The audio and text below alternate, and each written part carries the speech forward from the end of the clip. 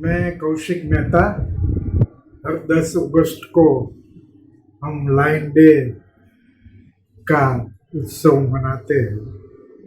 पूरे विश्व में लायन डे की सेलिब्रेशन होती है, लेकिन कोरोना के समय में यह मुमकिन नहीं है कि पब्लिक गैदरिंग हो और पब्लिक कार्यक्रम हो, जाहिर कार्यक्रम हो। तो ये एजुकेशन की तरह ही उसके वेबिनार और ऑनलाइन प्रोग्राम भी होंगे। लेकिन आज मुझे बात लायन और ऐसे जो वाइल्ड एनिमल्स है उसमें जो रोग आते हैं उसके बारे में कुछ बात करनी है, क्योंकि ये बेजुबान जानवर हमारी तरह बोल नहीं सकते, लेकिन उसके दर्द भी हमारी तरह ही बोलते हैं। मनुष्यों को, हमको जो भी बीमारी होती है ऐसी ही बीमारी ये वाइल्ड एनिमल्स को भी होती है। जैसे कि हमको हार्ट अटैक आता है तो लायन को भी हार्ट अटैक आ सकता है, कैंसर भी हो सकता है, कैटरेक्ट भी हो सकता है, पैरालिसिस भी हो सकता है, टीबी हो सकता है, अपेंडिक्स भी हो सकता है, और उस पर प्लास्टिक सर्जरी भी हो सकती है। ऐसे कई किस्से हैं। मैं सबसे पहले प्लास्टिक सर्जरी वाला बेनमून किस्सा है। हमारे गुजरात के सासन गिर, जो एशियाटिक लायन का एक ही इकलौता उसका घर है, गिर अभ्यारण्य जिसको सेंचुरी बोलते हैं, तो इसमें एक बीना नाम की टाइग्रेस का ये किस्सा है। शेरनी 1986-87 की ये बात है। तब हमारे एक मित्र रेन फॉरेस्टर थे पीपी रावल, उसने मुझे ये किस्सा सुनाया था कि बीना नाम की एक शेरनी थी, वो बहुत गुस्से वाली थी। एक दिन वो अपनी बेटी के ऊपर, दूसरी शेरनी, बेबी शेरनी के ऊपर गुस्से से इतना हमला किया कि उसकी चमड़ी उधेड़ गई। तो काफी वो इंजर्ड हो गई थी बेबी शेरनी। फिर ये बीना को लगा कि यार मैंने ज्यादती कर दी, मैंने क्या किया, मैंने अपनी बेटी पर भी ऐसा हमला किया। तो वो गुमसुम होने लगी, खाना पीना छोड़ दिया, उसके सामने ही बैठी रहती थी, उसकी आंख में से आंसू भी निकलते। यस, ये रानू पसी भी हमारी तरह रोते भी है। तो फिर बाहर से डॉक्टर, आनंद से वेटरनरी डॉक्टर को बुलाया गया, बेबी शेरनी का ब्लड टेस्ट किया, फिर लगा कि इन्हें प्लास्टिक सर्जरी हो सकती है। तो उसकी जांघों में से थोड़ी स्किन निकाल के उसकी पूरा ग्राफ्टिंग किया और एक प्लास्टिक सर्जरी हुई, वो और ठीक हो गई। कहते हैं कि ये पूरे विश्व में शेरनी के ऊपर, कोई रानी पशु के ऊपर होने वाली पहली प्लास्टिक सर्जरी थी। तो ये अद्भुत किस्सा था। सासन में भी हॉस्पिटल है, जूनागढ़ शक्कर बाग है, वहाँ भी ये इलाज होता है। लेकिन गुजरात में सबसे पहली पशु हॉस्पिटल अहमदाबाद में 1934 में शुरू हुई थी। एक और किस्सा है सुंदर नाम का शेर का। तो वनराज, ये उसकी आंख में कैंसर हो गया। डॉक्टर्स ने काफ़ी मेहनत की, काफ़ी इलाज किए, इंजेक्शन भी लगाए, लेकिन वो सब उसका कोई मतलब नहीं रहा, वो कारगर नहीं हुआ, कुछ आंख ठीक नहीं हुई। आखिर में इतना कैंसर फैल गया कि एक आंख के आईबॉल को पूरा निकाल देना पड़ा। तो एक आंख से ही थोड़े समय वो वनराज ने अपना जीवन बिताया, फिर वो मर गया। तो ऐसा भी होता है। एक हमारे यहाँ अभी थोड़े समय से गिर के जो वनराज है, शहर है, उसमें कोई रोग है, ऐसी बात अक्सर आया करती है। बेबोसियसिस नामक एक रोग भी है। इसके पहले CAV, canine distemper virus, Africa में 80s में कई सी इस वायरस से मर गए थे। अब तो उसकी वैक्सीन भी डेवलप हो गई, अमेरिका ने की है। हमारे यहाँ भी गुजरात में भी ये ऐसा दिखने मिला था। फिर वो रस्सी सब लायंस को दी गई।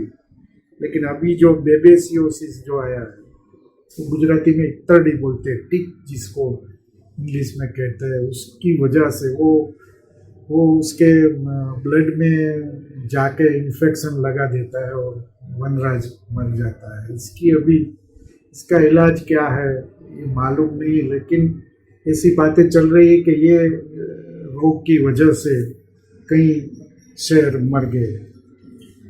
तो ये तो मरने की बात है, लेकिन जो घायल होते हैं पशु, एक वडोदरा का किस्सा है।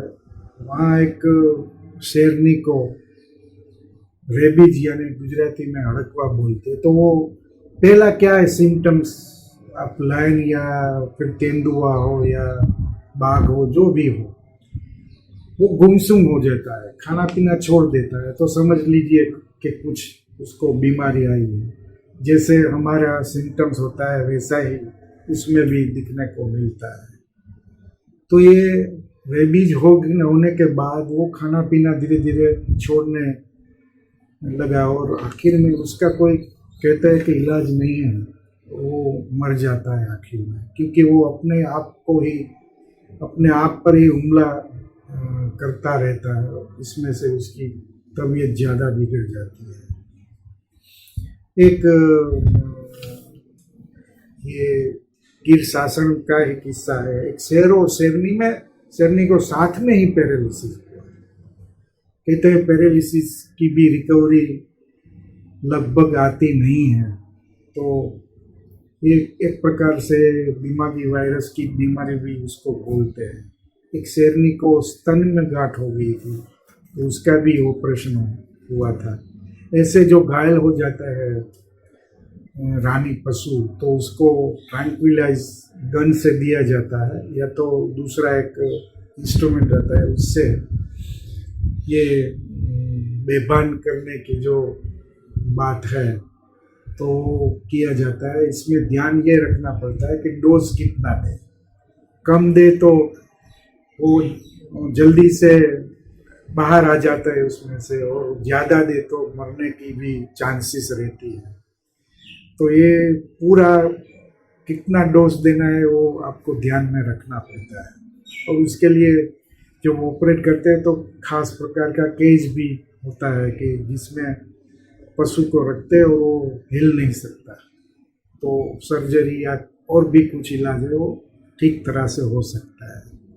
उसका एक्सरे भी निकलते हैं। अब तो काफ़ी मशीनरी आ गई, विदेशों में तो उसका स्कैनिंग वगैरह सब होता है, और वो अच्छी हॉस्पिटल भी वहाँ देखने को मिलती है। इंडिया में अभी इतनी मॉडर्न पशुओं के लिए मॉडर्न हॉस्पिटल कम है, दो पाँच मेरे ख्याल से। गुजरात में अल्ट्रा मॉडर्न हॉस्पिटल हमारे पास नहीं है, तो ये प्रॉब्लम रहता है। जगन्नाथ मंदिर के जो हाथी है उसको भी एक बार, बहुत साल पुरानी बात है, पैर में फ्रैक्चर हुआ था, तो उसको स्टील की प्लेट लगानी पड़ी थी। एक घुड़खर यानी कि वाइल्ड एस, ये भी गजब का किस्सा है। वो प्रेग्नेंट थी, डिलीवरी आने का टाइम आ गया था, लेकिन बच्चे का मुंह फंस गया था।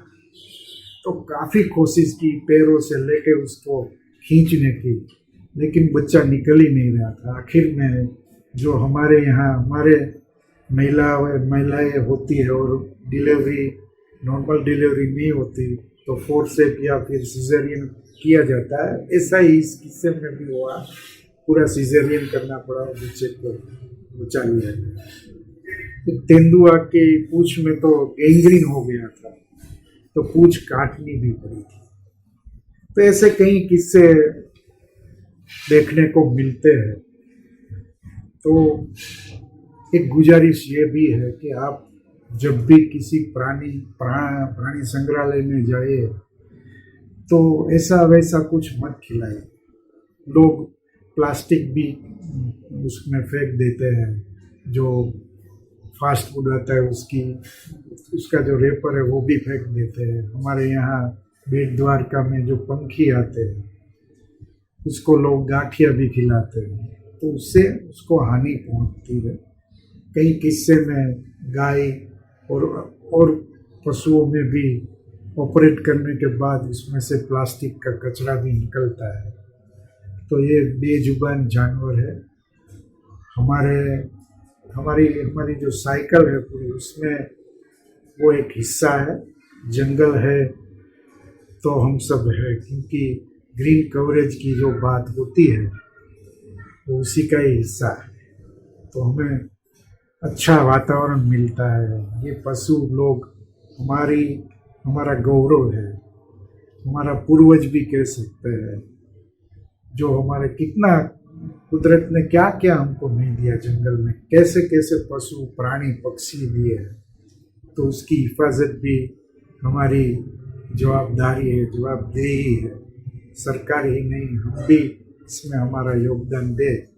इसी तरह हम लायन डे सेलिब्रेट करें तो अच्छा होगा। फिर मिलेंगे। Thank you.